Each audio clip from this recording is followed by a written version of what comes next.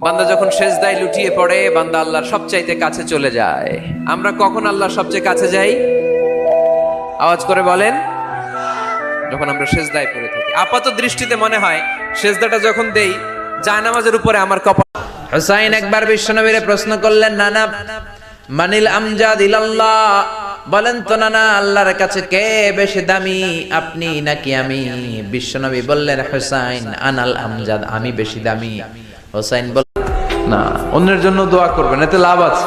আপনি যখন কারোর জন্য দোয়া করেন, ফেরেশতারা আল্লাহর কাছে দোয়া করতে থাকে, আল্লাহ যেই দোয়া সে তার ভাইয়ের জন্য করলো, আগে দোয়াটা তার নিজের জন্য কবুল করে নাও।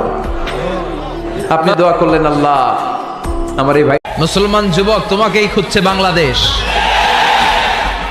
গায়ের রক্ত গরম এদেরকে দিয়েই সব সম্ভব। তোমার কাঁধে অনেক দায়িত্ব।